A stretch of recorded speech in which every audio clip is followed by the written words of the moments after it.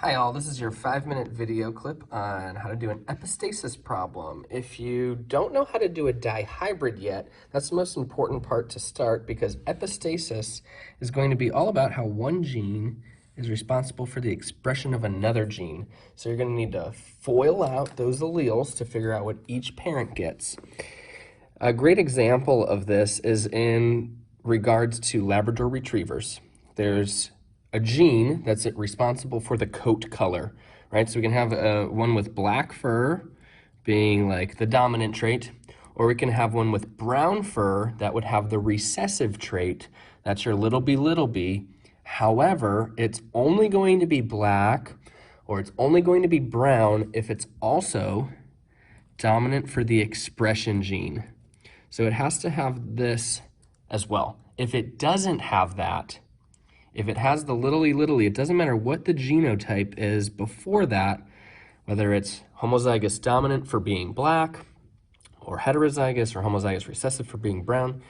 If it's recessive for the expression gene, it will not express that color at all, and that's the case where we get these golden Labrador retrievers. Okay, so to kind of fill in one of these, the first thing we need to do is look at the parent allele. So we got our chocolate lab here, and we need to FOIL them out to put down what each of these is going to be. So we got a little b, big E. We got a little b, little e. We can write those again, but remember, quick trick with these dihybrids, if you're doing that, you can cross those off because we're going to get a repeat of the same information. All right, we're going to take that black lab and put those on top. So again, we need to FOIL these out. Big B, big E, big B, little e, little b, big E, little b, little e. And now we're going to figure out what each of the genotypes of the offspring is going to be. Big B, little b, big E, big E. Hopefully you can fill these in pretty quickly by now. So that's good. Little b, big E, big E. Little b, big E, little e. Big B, little b, big E, little e.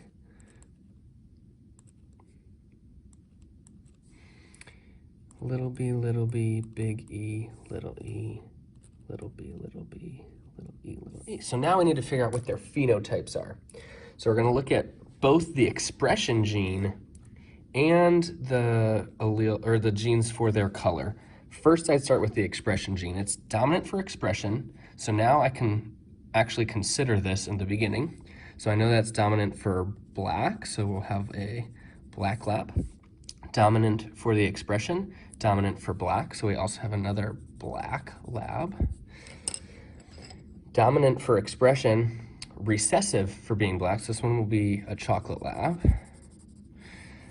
Dominant for expression, recessive for the black gene, so it'll also be another chocolate lab. Dominant for expression, dominant for black, so it'll be black. Recessive for expression, so it doesn't matter that it's supposed to be black or that it has the black gene, it can still pass it on to its offspring. However, because it's recessive for expression, this one's going to be a golden Labrador retriever.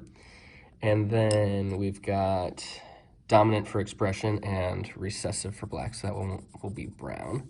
And this one, recessive for expression, recessive for brown, so it'll also be a golden Labrador retriever, like this one here.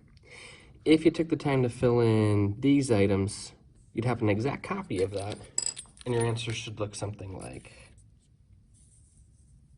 this. I hope that was helpful.